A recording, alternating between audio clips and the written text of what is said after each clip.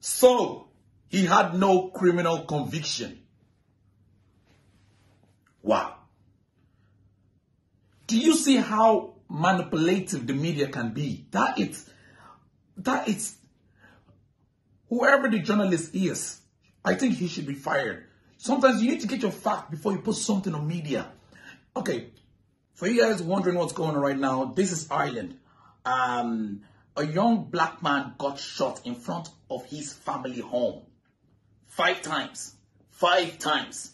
Now, the story was, apparently the guy went to the shop and had a bit of an argument, and on his way home, the guard was trying to speak to him, and finally, they shot him 5 times in front of his family home. Not 1, not 2, 5 times. He was swinging a kitchen knife, and they shot him 5 times. George is a man who suffers with mental health. Now, mental health is not just a normal thing. It's something beyond physical.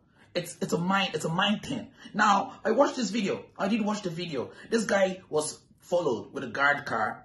He was being followed by a guard car for a while onto his house. Now, if you understand something, someone that has mental health, in a way, you've been tormenting him. See, there's a bit of tormentation. You've been tormenting him. He's walking to his house. You've been tormenting him. He's now got into his house.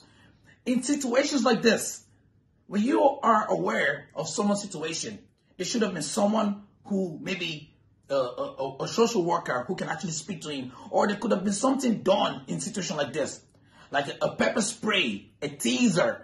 Apparently, the pepper sprayed them and they tased them, but it didn't work. I don't understand how that works. In front of his family home, you shot the guy 5 times. Now, I've seen videos on Facebook with a man with a machete in Tyler running after the guards, but they dealt with that kind of situations. Now, when it comes to George, you shot him 5.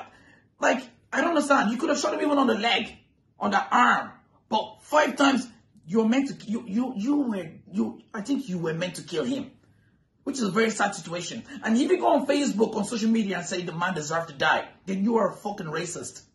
Nobody deserved to die in such a way. Nobody at all. Nobody deserved to die. My feelings, my heart goes out to his family, to his mom, to his dad, because I have a son. And if you put yourself in his shoe, in their family's shoe, how will you feel? How will you feel? Let's put the race thing aside. Let's be human for 2 seconds. If you have a son and he suffers with some certain condition and he dies in such a way, how will you feel? Nobody deserves to die in such a way. I do not condone violence.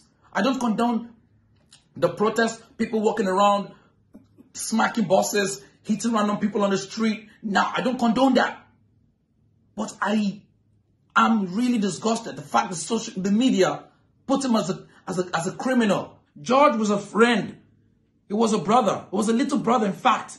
I grew up in Blanchardstown in Castleknock. I used to hang around with them in Terrace-town. It took me a long time to believe what I see the media showing. I didn't believe George would do something like that.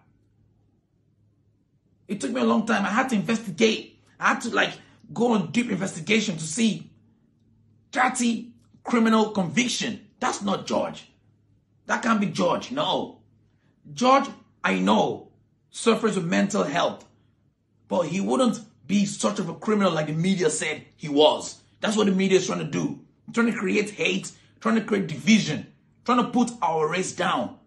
But we need to realize, we need to come together and fuck what the media says. We are better than this. We are strong. We are powerful.